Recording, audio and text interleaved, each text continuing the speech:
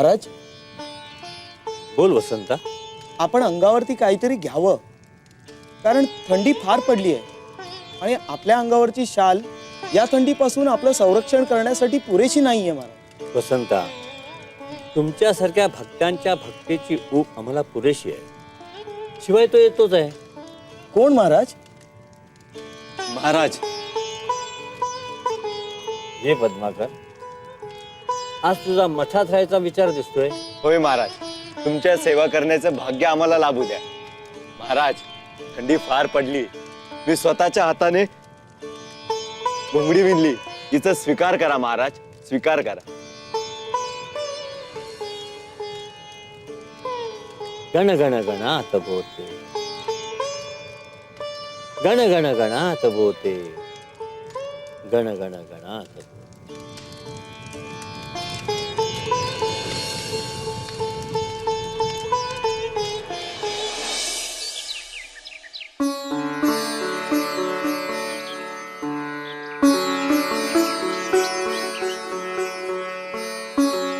चला मोहन भाऊ, येतो. निघालात? इतक्या लवकर तुमचं मन भरलं याचं आश्चर्य वाटते मला. मन कसलं भरलंय हो. घरी संसार थाटलाय, माघारी जावंच लागल. आणि महाराजांनीच सांगितलंय, प्रपंचाकडे पाठ फिरवून अध्यात्मात गती प्राप्त नाही होत आणि जबाबदाऱ्या टाळून ईश्वराची प्राप्ती नाही होत. माझी पत्नी उर्मिला घरी एकलीच आहे, त्यामुळे मला जावंच लागेल. तुम्ही नियमितपणे महाराजांच्या दर्शनासाठी येता, त्यांच्या सेवेत राहता. तुमची महाराजांविषयीची ही श्रद्धा आणि भक्ती पाहून आमचं मन भारावून जातं हो पद्या भाऊ. काय म्हणालात पद्या भाऊ? हे बघा, मला माझ्या पूर्ण नावाने हाक मारा. टोपण नावाने हाक मारण्याचा अधिकार मी फक्त एकालाच दिलाय, माझा परम मित्र. मी त्याचा सुदामा आणि तो माझा श्रीकृष्ण आहे बर का. कोण आहे हा भाग्यवान? सीताराम, माझा जीवश्य कंठस्थ मित्र. जीवाश्य कंठस्थ मित्र? या पदाची पत नाही मला मित्र म्हणून घ्यायची. कारडा माझ्याशी काय बरोबरी करतो ग? तुम्हीच तशी संधी दिलीत पद्माकर भाऊजींना. जोडे दारा बाहेर काढायचे असतात, तुम्ही घरात आणले. नाईलाज झाला ग, नाईलाज झाला. या सीताराम शेठने आजवर कधी अपयशाची पायरी पाहिली नव्हती. पद्यामुळे ती पाहावी लागली. हात लावीन तिथे लोखंडाचंही सोनं करीन अशी माझी कीर्ती ह्याच्यामुळे थोडीच मिळावी. म्हणूनच दोस्तीचा हात ह्याच्या गळ्यात टाकावा लागला. हे माहित नाही का तुला? पद्माकर भाऊजींशी तुमची असलेली दोस्ती हे एक नाटक आहे हे ठाऊक आहे मला, पण अजून असे किती दिवस चालणार? या वर्षीच्या देवीच्या उत्सवापर्यंत. म्हणजे रमा, माझे अनेक व्यवसाय आहेत, त्यातला घोंगड्या विणणं हा एक व्यवसाय. पण जेव्हापासनं पद्माकर या व्यवसायात आलाय तेव्हापासनं माझ्या घोंगड्या खपेनाशात झाल्या आहेत. त्याच्या हाताला कीर्ती लागलीये, यश मिळालं. पण ती का? का? तेच जाणून घेण्यासाठी तर त्याच्याशी मैत्री केली मी. घोंगड्या बनवण्याचं त्याचं तंत्र आत्मसात करून कुरघोडी करायची. ते काही शक्य झालं नाही आणि आता होईल असं दिसतही नाही. यंदाच्या जत्रेत उत्सवानिमित्त घोंगड्यांचा त्याच्या खूप खप असणार. ते पाहता मी काय करणार आहात? काट्याने नायटा काढावा लागणार रमा. पद्माकरच्या घोंगड्या यंदाच्या जत्रेत असणार नाहीत. हो, पण नक्की काय करणार आहात तुम्ही? रमा, मी रामोशांना सांगितलेलं आहे, तुम्ही त्याला तिकडनं उचलून जंगलात न्या आणि बेदम मारा त्याला. एकदा बेदम मारलं जंगलामध्ये की यावर्षी फक्त माझ्याच घोंगड्या विकल्या जातील. घरात पैसा, मी श्रीमंत असेन. रमा, पुन्हा ते सगळे चांगले दिवस दिसायला लागतील आपल्याला आणि आपण परत मोठे होऊ, परत श्रीमंत होऊ.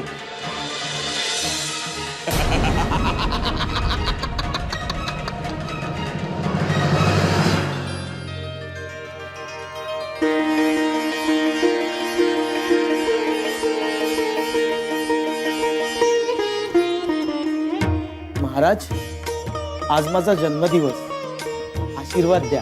गण गण गणात आयुष्यमान. आज एकाचा नव्याने जन्म होणार आहे. नव्याने जन्म कुणाचा महाराज?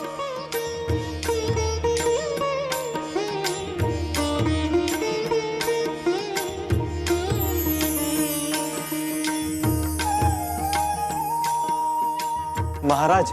आमचा निरोप घ्यायला आलायस ना? होय महाराज.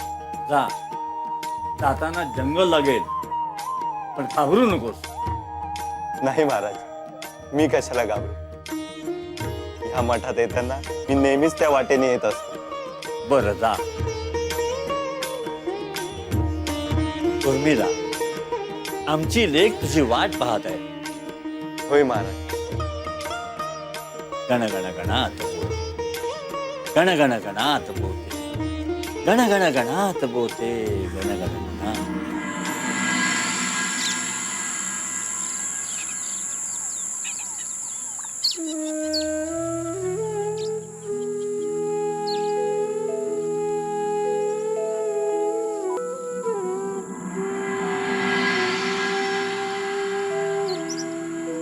महाराजांच्या मठात गेलं का असंच होतं. पाय निघता निघत नाही.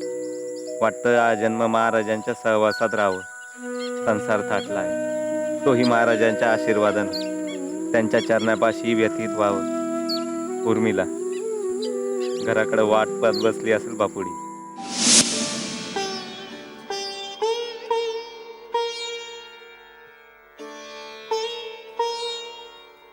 चुण भाकरी आहे, वाटेत खाऊन घ्या. खाईन. आधी महाराजांना खाऊ घालीन, मग त्यांचं उष्ट प्रसाद म्हणून ग्रहण करीन. वाटेत तहान लागेल नाही, पाण्याचा कडवा देते.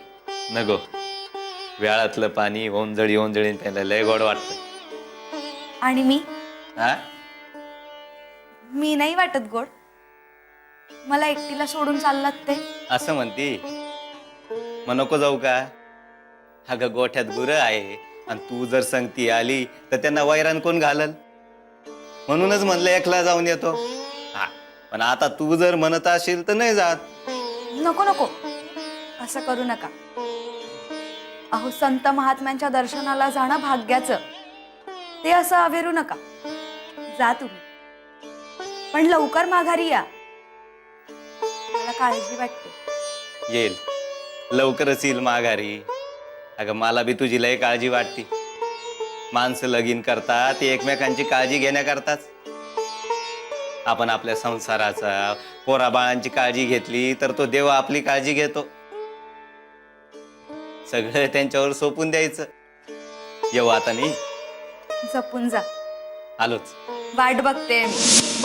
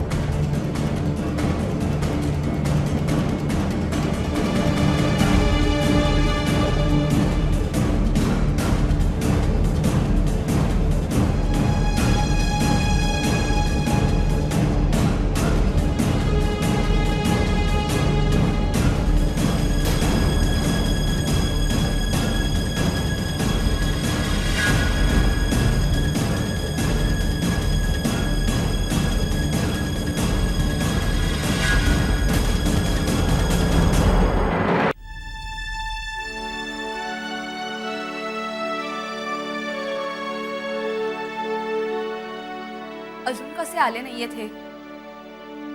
आतापर्यंत तर यायला हवे होते.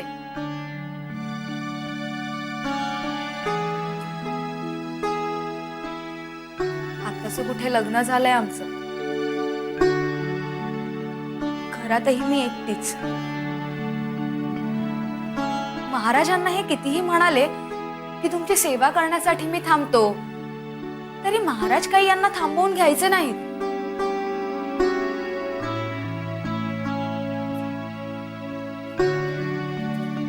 उर्मिला, काय ग?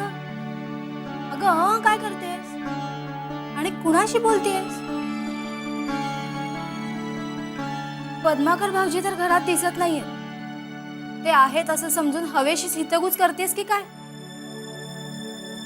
अगं आमचं लग्न झालं तेव्हा हे सुद्धा कामानिमित्त बाहेर गावी असायचे. 8-8 दिवस परतायचे नाही. पण माझं नाही हं झालं तुझ्यासारखं. तुझं प्रेम जगा वेगळंच म्हणायला हवं. खूप एकटं एकटं वाटतंय ग. अशा वेळी काय करायचं ठाऊक आहे? काय? घोंगडं कवटाळायचं. अगं घोंगड्याची ऊब हीच आपल्या नवऱ्याची ऊब मानायची.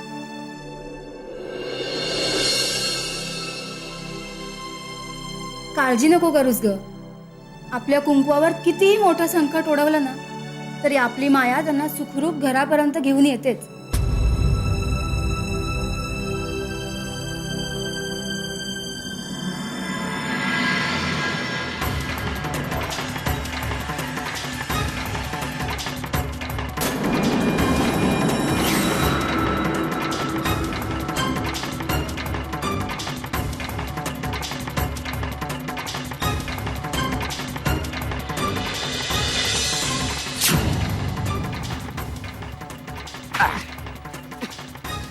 कोण कोण आहात तुम्ही?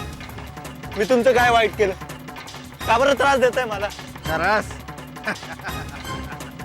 आमच्या मालकासनी कुणी बी त्रास दिला तर त्याला त्रास देऊन देऊन संपवण्याचं काम करतो आम्ही. रामूशी म्हणतात मग मला काय रामूशी. रामोशी? हा बराबर. अहो काय बराबर? हा अहो तुमची काहीतरी गफलत झाली असेल. हे बघा, आजपर्यंत जाणतेपणी किंवा अनजाणतेपणी मी कधी कोणाला त्रास दिला नाही. विश्वास ठेवा माझ्यावर. विश्वास विश्वास तुझ्यावर ठेवायचा का ते पैक देणारावर? हा कोणी कोणी कोणी पैसे दिले तुम्हाला? हा अबे हे बघा, तुम्ही मला त्यांच्याकडे घेऊन चला. त्यांचा माझ्याबद्दल काहीतरी गैरसमज झाला असेल, तो तुमच्या समक्ष मी दूर करतो. त्यांनाच दिसतोस. हा अरे तुमच्या समिट घरावला तर मिळालेलं समज पैक मालकासनी परत करावं लागतील काय ठाव नाही आमासनी. गेलेल्या माड्याच्या टाळीवरचं लोणी खाणार आम्ही. अरे जिथं सावध सापडलंय सोडतोय थोडीच, तर याला तुकडत पाडतो.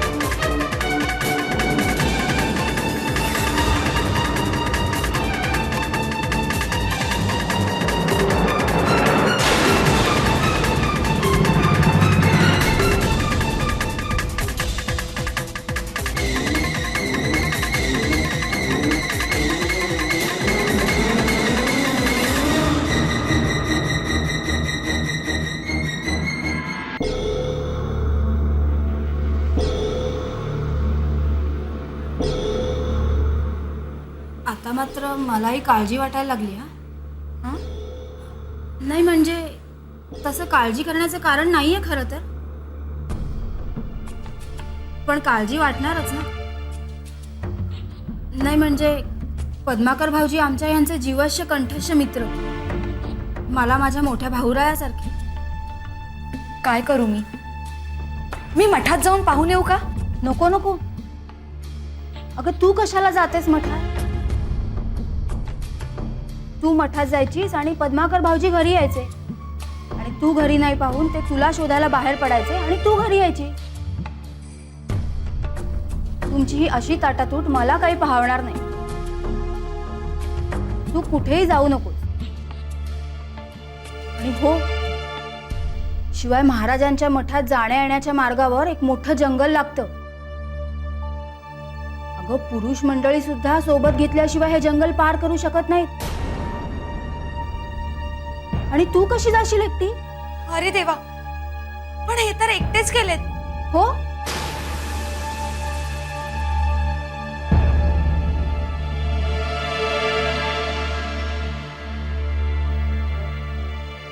बर बर, काही हरकत नाही.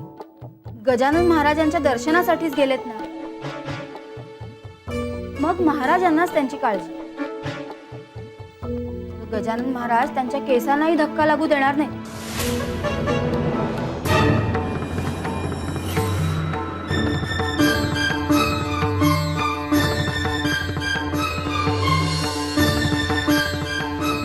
महाराज महाराज मला वाचवा, महाराज मला वाचवा.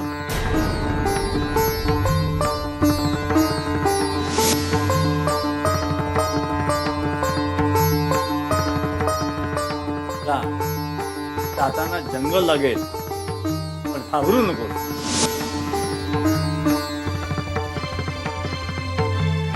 गण गण गणात बोते, गण गण गणात बोते, गण गण गणात बोते, गण गण गणात बोते, गण गण गणात बोते, गण गण गणात बोते, गण गण गणात बोते, गण गण गणात बोते, गण गण गणात बोते, गण गण गणात बोते, गण गण गणात बोते, गण गण गणात बोते, गण गण गणात बोते, गण गण गणात बोते.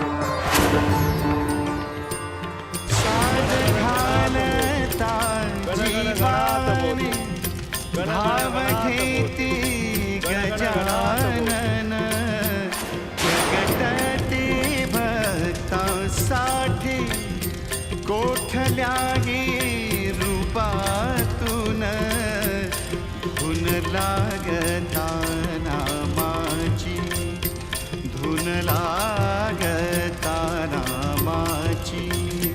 लाभे अपार हे सुख शेगावीचे योगीराज, शेगावीचे योगीराज, थोर ब्रह्मा